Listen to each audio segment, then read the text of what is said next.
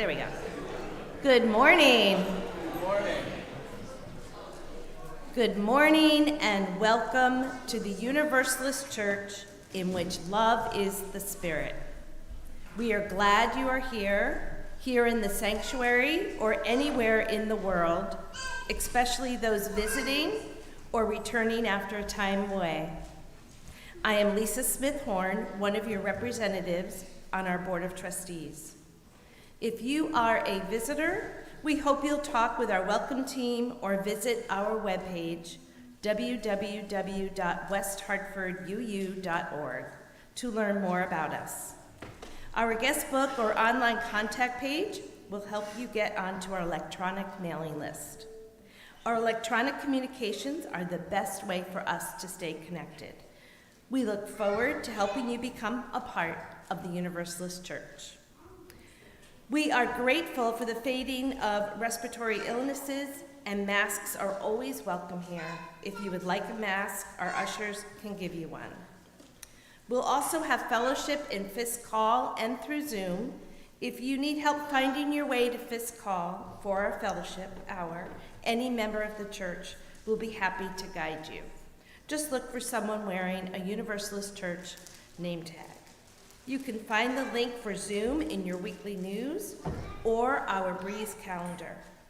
If you aren't getting the weekly news, please sign up for it on our website. And now I invite you to take a moment to make your mobile phone silent, turn off your email, put away your keyboards, and settle in for worship.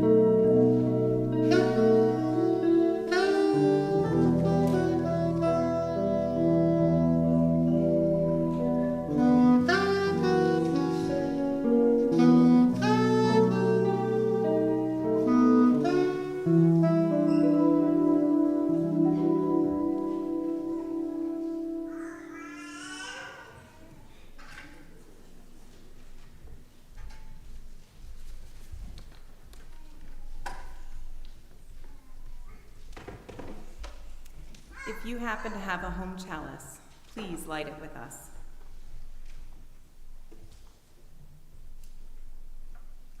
We light this chalice with a flame that is newborn in this moment, but comes from the flame that danced and grew before it. We too have been new, just born. We too have been those who came before, whether giving life, guidance, wisdom, or effort. In this flame, we are reminded that it is our task to make sure that the things we value continue on beyond us for those who will need it when they too begin to dance. Our opening hymn is number 4 in the gray hymnal. Please rise in body or spirit, in the sanctuary or wherever you are, as we sing together.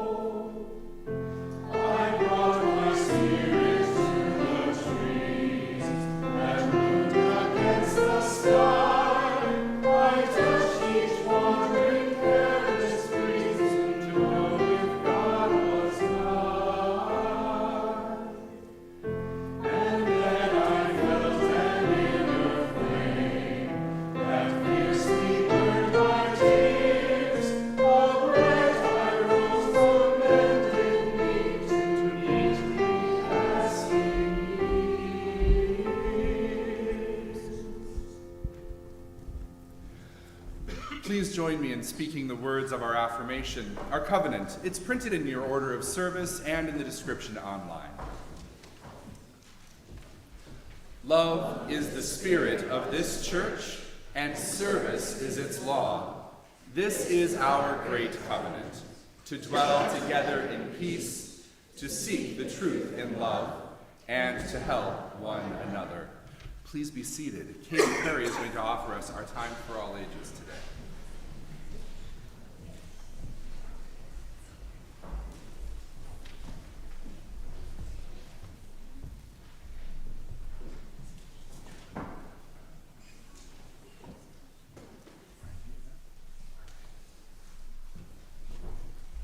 Good morning and happy Earth Day weekend. As a member of the Green Sanctuary Committee here at the church, I've been asked to do the Time for All Ages, and I'm really excited. So this story is adapted, really roughly adapted, from a fairy tale by Hans Christian Andersen called 5 Peas in a Pod, but I'll be calling it Let There Be Peas on Earth. Glad you got that one.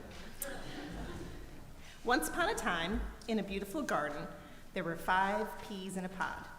The peas were green, and the pod was green, and they believed that the whole world was green because that's how it looked from inside the pod.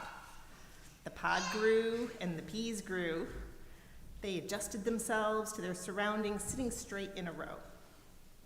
The sun shone outside and warmed the pod, and it was so nice and cozy inside, bright in the daytime and dark at night, just as it should be.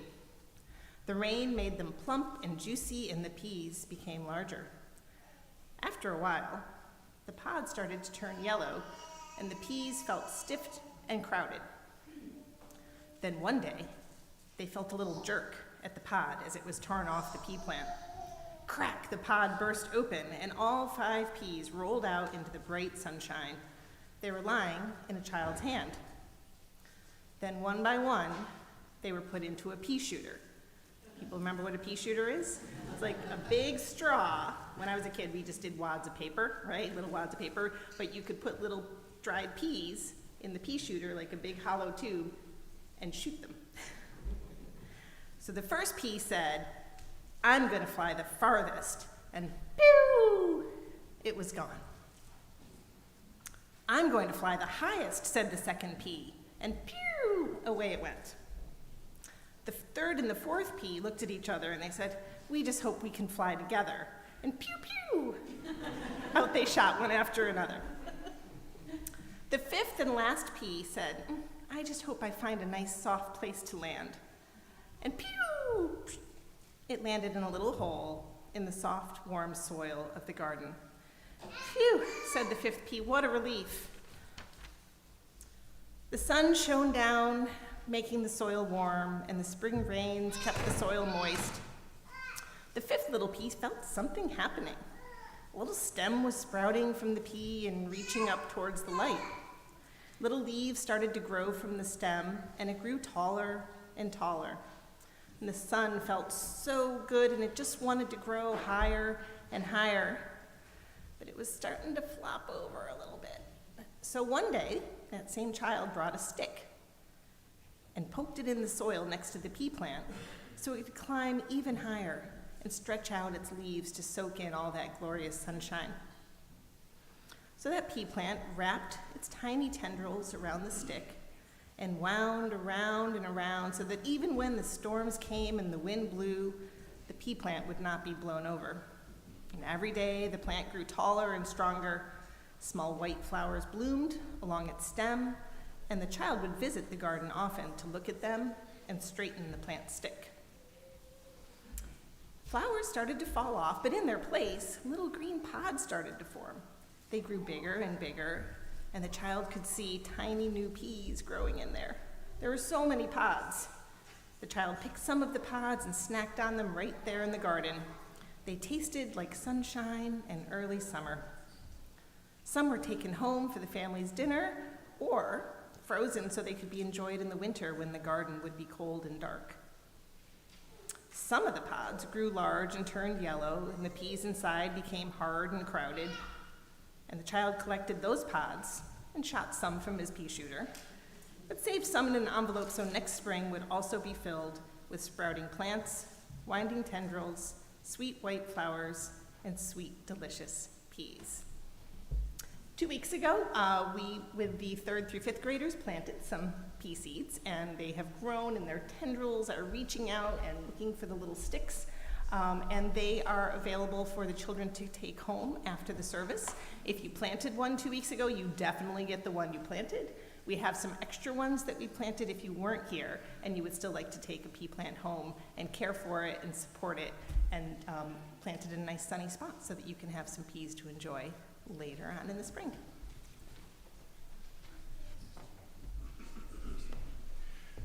So after the service is over, if you would like to claim your pea plant, or perhaps one of the ones that hasn't been claimed yet, please find Katy after worship, okay?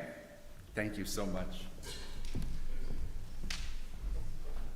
One of the things that we do as a congregation is that we share our resources for our shared work as a religious community. We like to plant some seeds out in the world and see how they grow. When you offer your time, talent, and treasure to our church, you help us serve our members, friends, and wider community. And so one of the ways that we plant those seeds is that we share our general offering each week. We send half of it out into the world to do some good, and we keep half of it here to help us do some good too. There are other ways that we also do this work. And so before I tell you about the group that we're going to be sharing our plate with, I want to ask Beth Brigham to come up and talk about our Walk Against Hunger. Our food ministry is involved in feeding all sorts of people, and Beth is one of our important volunteers who's going to tell you about the way that we are helping next month especially.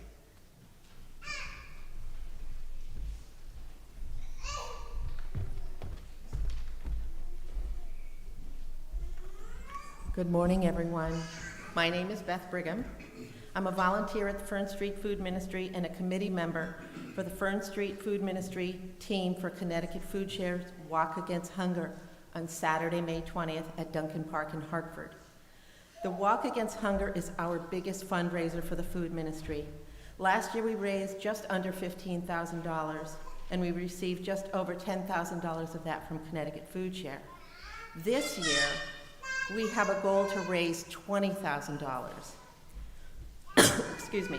For 2023, Fern Street Food Ministry will receive 100% of the money that we raise at the walk. This is the first year that Connecticut Food Share is allowing teams to receive 100% of the money for the walk. We are asking for your support to help us raise the funds for our 5 programs: Backpack, Pantry, Have a Heart Sandwiches, which my father started, Food Share Truck, and the Community Breakfast. To date, as of this morning, we've raised $7,641, which is about 38% of our goal. We still have 4 weeks until the walk date of May 20th. However, we can raise money for Fern Street Food Ministry up until June 9th. If you would like to join us at the walk or make a donation, please go to www.ctfoodsharewalk.org. That's www.ctfoodsharewalk.org, and under the donate button, the menu drops down to find a team. We are listed as Fern Street Food Ministry. There are 2 Fern Street Food Ministries listed. Ours is the one with the pink, orange, and green heart. I will be in Fisk Hall at a table after the service. Please feel free to come talk to me about the Walk Against Hunger or the food ministry. Thank you so much for your support. We appreciate it. One important thing to know is that while this month we are supporting a different organization, next month our plate share will be the Walk Against Hunger and Fern Street Food Ministry. So our congregation as a whole will be contributing, but we certainly invite you and anyone that you know to help contribute to our Walk Against Hunger. This month, we are sharing our plate with the Interreligious Eco-Justice Network. It's Connecticut's only faith-based environmental nonprofit. The mission of IREJN is to inspire and equip Connecticut's religious communities and their spiritual allies to protect our planet through education, engagement, and advocacy. We have formed a strong partnership with IREJN. In 2022, we hosted a couple of webinars together, and this year, IREJN has chosen us as one of 25 faith communities in Connecticut to receive mentoring to promote and publicize what we're doing as an energy efficiency campaign as part of our Green Sanctuary work. We'll be promoting this energy campaign that brings energy efficiency and cost savings to thousands of homes in Connecticut while also reducing greenhouse gases. You can give electronically by using the QR codes on your order of service, the links in the description online, or those on our website to make your donation to our offering. And here in the sanctuary, our offering will now be gratefully received.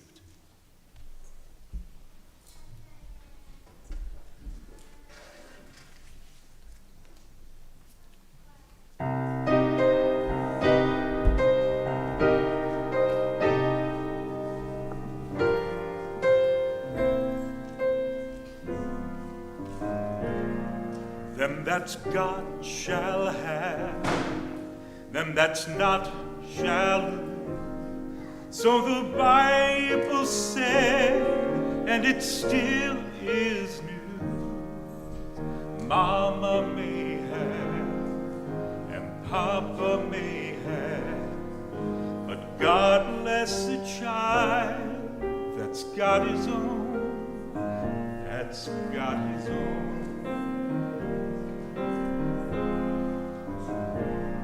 Yes, the strong get more, while the weak ones fade.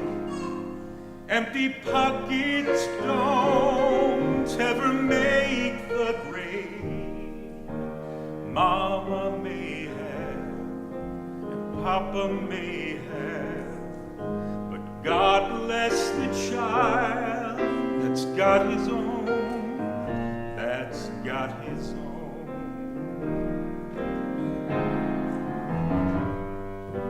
Money, you've got lots of friends, they're crowded around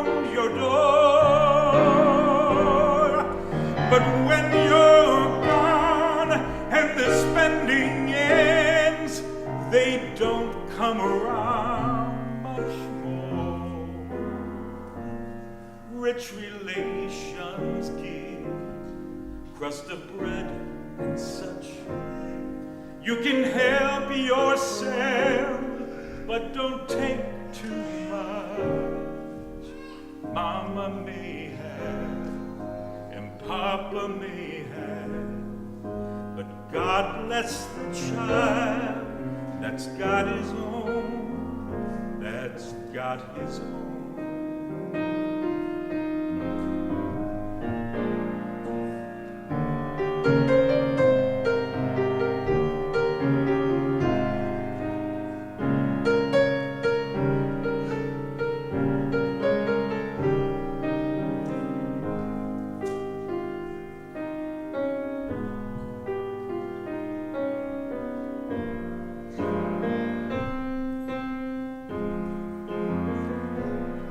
Rich relations give crust of bread and such. You can help yourself, but don't take too much. Mama may have, and Papa may have, but God bless the child that's got his own, that's got his own.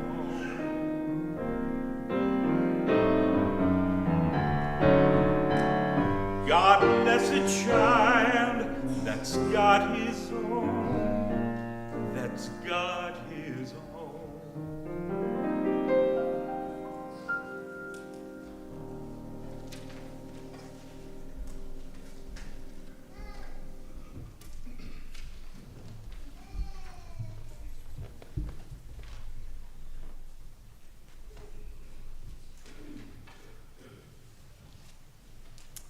May these gifts so generously given sustain the work that we do, the life of this congregation, and help support change and all good things in the wider world of which we are a part. Thank you. Thank you. Please rise, in body or in spirit, as we speak our congregational reading. It's number 649 in the gray hymnal. Jennifer is going to read the words in Roman type, and Patricia will help you responding with the words in italics.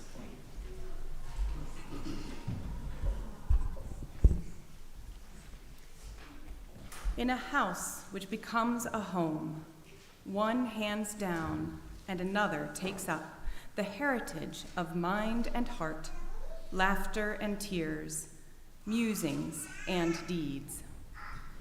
Love, like a carefully loaded ship, crosses the gulf between the generations. Therefore, we do not neglect the ceremonies of our passage, when we wed, when we die, when we are blessed with a child. When we depart and when we return, when we plant and when we harvest. Let us bring up our children. It is not the place of some official to hand them their heritage. If others impart to our children our knowledge and ideals, they will lose all of us that is wordless and full of wonder.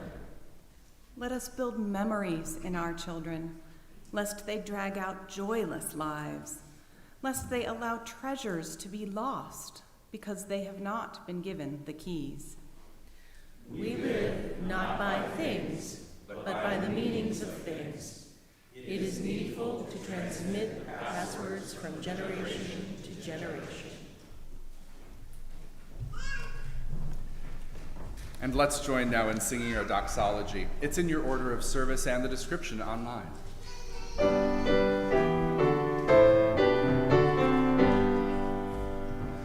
Praise God for love we all may share. Praise God for beauty everywhere. Praise God for hope of good to be. Praise God for truth that makes us free. Amen.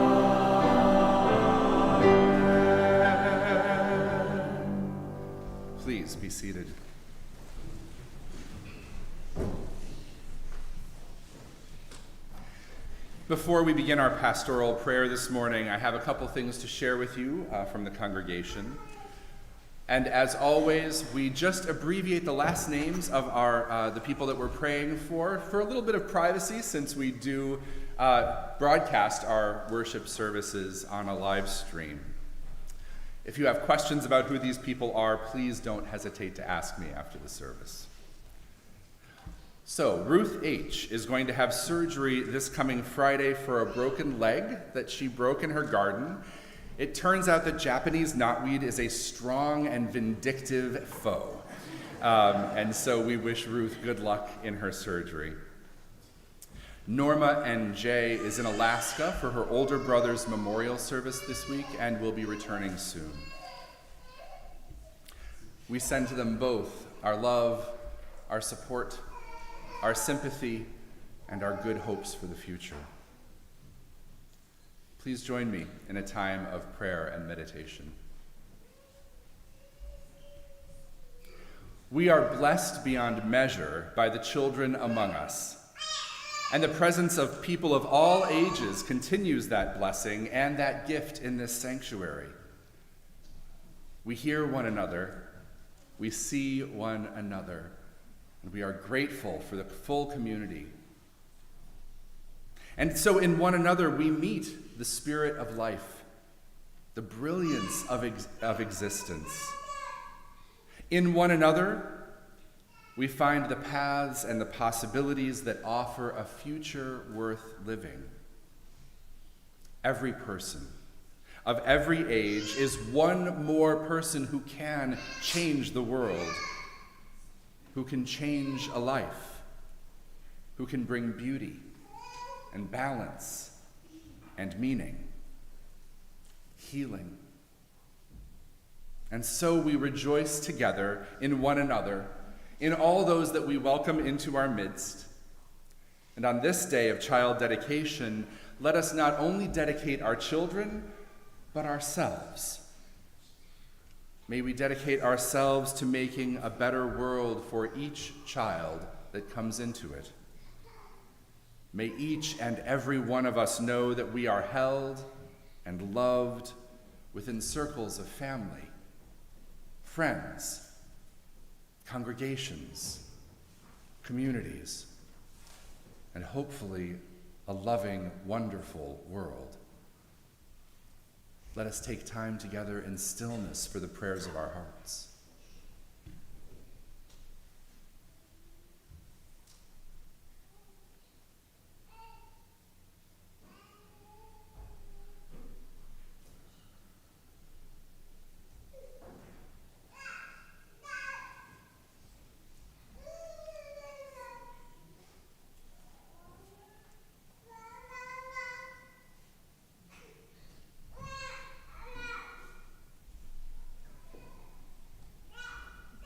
As we dedicate our children, we dedicate ourselves to their nurture, to their aid, to hearing their voices, to watching their faces, to understanding that these children are coming up among us so that we may help them to build the world in which we hope we may live also. May this life, this world, be one of great blessing for us all. May it be so. Amen.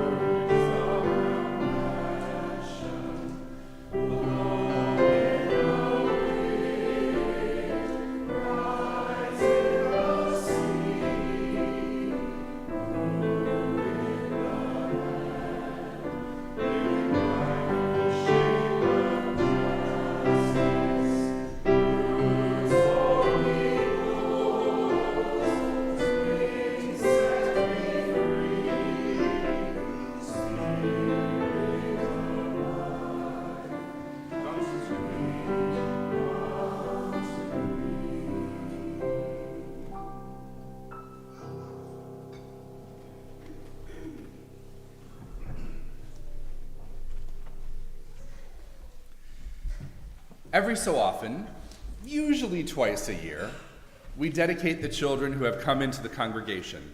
Whether these children are babies or teenagers, we welcome and celebrate all of those who have not yet been through coming of age, and we offer up a promise to be alongside them as they grow in their faith. It's important that we do this as a community because to be dedicated in our faith is to be made a part of our covenant. In other religious communities and traditions, children may be baptized or consecrated or dedicated to a particular God. As Unitarian Universalists, we dedicate our children and ourselves to a life lived within our covenants, our promises about how we will be with one another and in the world. Now we know that our children will be guided by the wisdom and beliefs of their parents and their families, and that is exactly as it should be. But we also know that teaching children how to seek truth within a religious community requires a religious community. So, this isn't something that a parent or a family does alone. This is something that we all do together. We promise that we will provide a community that will enrich and nurture children into a life that is the best life that we can imagine, that we can hold, that we can make possible. A life filled with wonder and wisdom, mercy and justice, compassion, kindness, and love. Who here was dedicated in a UU church? We see some hands. In this UU church. As Unitarian Universalists, we hold dear our history of religious freedom, the promise that we make to engage in and support one another in a free and responsible search for truth and meaning. We know that our children will hear our words, watch our actions, and learn our ways and values, and then grow, following their own paths, their own passions, their own reason and intuition. We dedicate our children into a way of being, not a certainty of believing. Being dedicated into the life of this church begins a path on which every member of a family, and we hope, in which all of us will grow in faith. Our tradition asks us to expand our religious understanding all the days of our lives, not just while we are young, and not just if we are parents. All of us are part of raising the children within our community. We each have a part to play, whether it is teaching or greeting people, no matter their age, parenting or singing our children to their classes. Whether we dedicate one child or many, this time of celebration and commitment renews us all in our promises to one another and to all those children who will become part of this congregation. This is how we keep our faith alive from generation to generation. Will the Siporis and Garmais families today dedicating their children please come forward?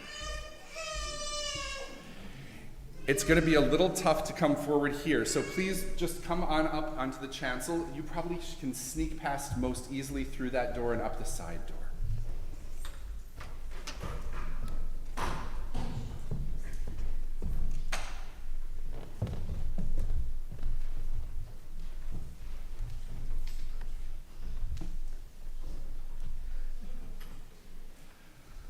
All right, everybody, I have a bunch of questions for you, so hold your answers until the very end.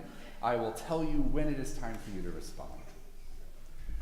Will you, as a family, cherish and nourish your children in body, mind, and spirit, giving freely of your own ideals and dreams, recognizing that they all must develop on their own as they grow?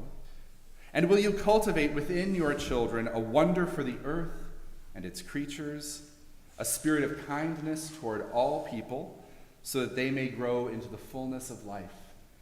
If so, please say, I will. The rose is a symbol of each child's unfolding life. And so we have some roses that we are preparing right now.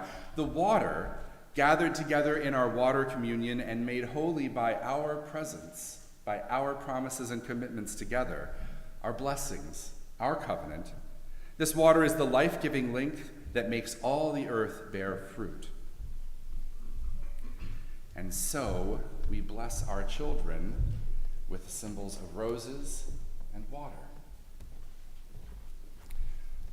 All right. We will start with the Seppouris family.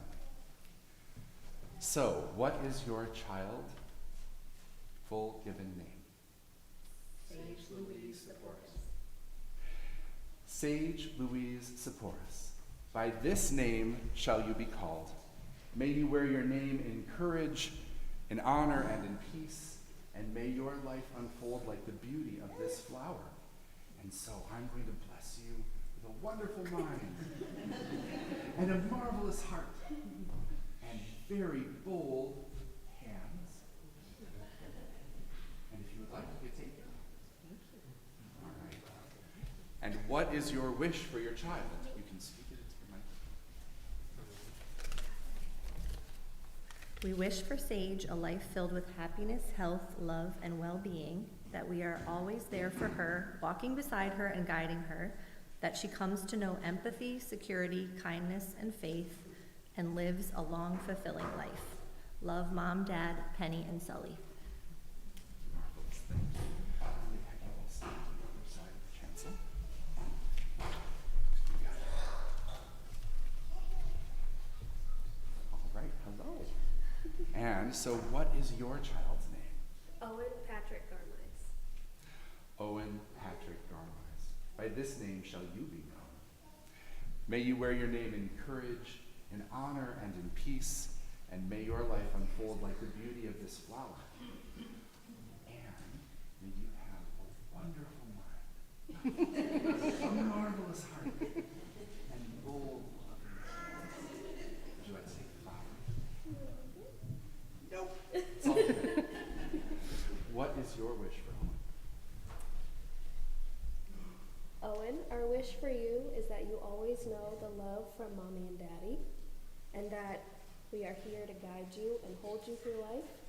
And our wish for you is that you find the beauty of life and that you find the spirit of life, whatever that ends up being for you. Thank you. On behalf of the learning community, it is my pleasure to welcome your family into our faith development program. Families are the primary influence on their children's lives. Know that we are here to nourish and support you in your journey as your whole family discovers and rediscovers what is true and meaningful for you. We will celebrate with you and mourn with you and laugh with you and cry with you. Through it all, we pledge this community will be at your side. And in fact, today, the whole congregation also makes a promise to your family. Their welcoming of you affirms their responsibility to be there to nurture, teach, and encourage all of our young people. Members of the Universalist Church, including our children and youth, please rise in body or spirit as we speak a litany for dedicating these children.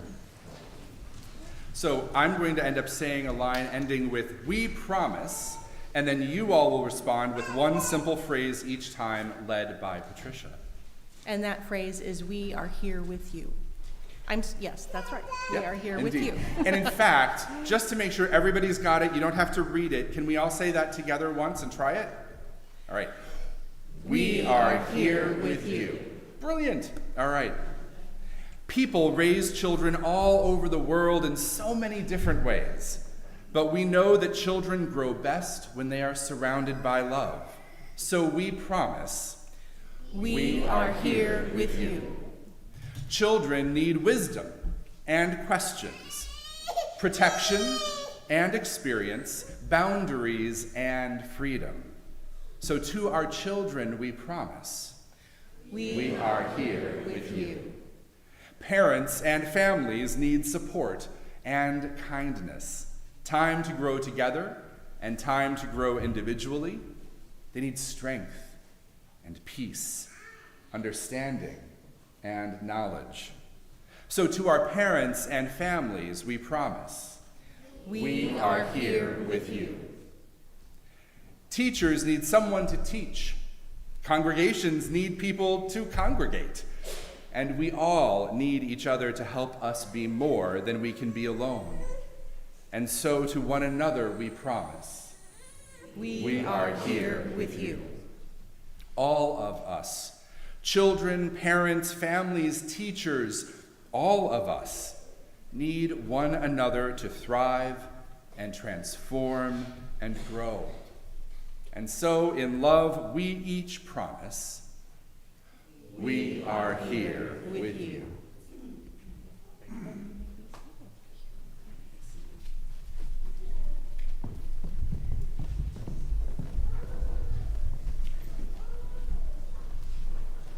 Please be seated.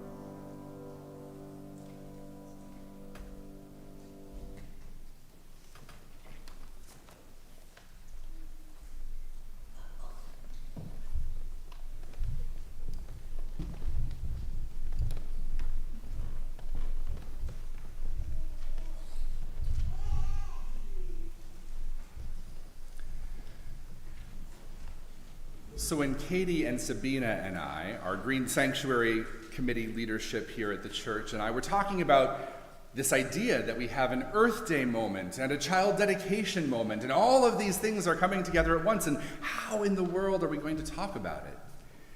This idea of the growing of peas and the trellis, the support, the structure that they need to grow well and strong, to grow healthy, to be able to make their contribution to the world in the future seemed like just the right image. And we don't often think about ourselves in quite that way. We often think about ourselves as the peas, right? The things that are growing and climbing and trying to figure out what's coming next. What's the next right step, the next right handhold as we climb? And that's a good image. It's true for all of us throughout our entire lives. But sometimes what we forget is that we are also the trellis itself. We are also that thing that one another grow up. Our congregation, our learning ministries, our families, our friends, we are that trellis. We provide one another those handholds, those next right moments, those opportunities to head upward toward the sun, to find new places for our leaves, to figure out what's next, how best we can grow. Eventually, it turns out that the trellis itself sometimes kind of disappears under all of that growth. Have any of you ever planted sweet peas before? Not garden peas, but sweet peas? Okay, a few of us. So, I planted sweet peas in a ring around my mailbox some years ago. Because I thought, oh, this is perfect. It's a natural spot for them to grow up, and they're going to be beautiful. All of these wonderful colors and smells. It's going to be great. And that's exactly what happened. They started out like those little plants that we showed you before, and they started to come up and grow around the mailbox. And then they started to grow up and around one another. And soon I couldn't really see the mailbox except from the street. I had to go find the spot where I could open it and reach into this cave that was surrounded by greenery and flowers and pea pods. It was wonderful because the plants themselves became the trellis. Just like all of us, we become those supports for one another. So as we are all growing and learning, we have something where we reach down and take hold of the hands of those who are coming up after us, and we help them along too. We dedicate ourselves to caring for those in our charge, whether as parents or as teachers or as a community. We dedicate ourselves to our covenant, to our values, to the principles that we know that hold us together. And children who were raised in this congregation, who are dedicated here, have gone on to do incredible things, become amazing people. Not perfect people, but people who make a difference in the world. And they do that because we, or generations of us before now, but that big we lifted our children up. We invested ourselves in their care and their learning. And it's not anything that just one person can do. One person can do an amazing thing with one child, or even a classroom full. But it's so much better when we are all a part of that learning. And so when we do this together, just like when we do anything else in the congregation together, it is so much richer, so much better, and honestly, so much easier. So, for our families who have dedicated their children today, and for all of you who are raising children in any way, whether you are visiting us for the first time or this is your religious home, may you seek to share with your children the wonder of life Help them learn how to be good stewards of this creation that we are blessed to share. May you remind your children that each person has an ageless and wonderful spark of the holy inside them. And though we may each understand what God is in different ways, we may find the spirit of life within ourselves or among us or beyond us.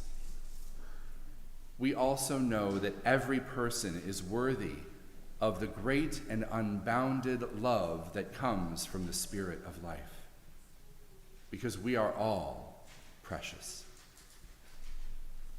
May you share with your children a sense of a greater love that holds us all. This is actually the beginning of faith, a sense of trust in our connections to one another and to the source of all life. And so may we all be blessed, and may we all be a blessing, and may every child grow in a world full of joy and love and wonder. Our closing hymn is number 301 in the gray hymnal. Number 301, Touch the Earth, Reach the Sky. There are 5 verses, so we're actually going to sing them all. Please rise in body or in spirit.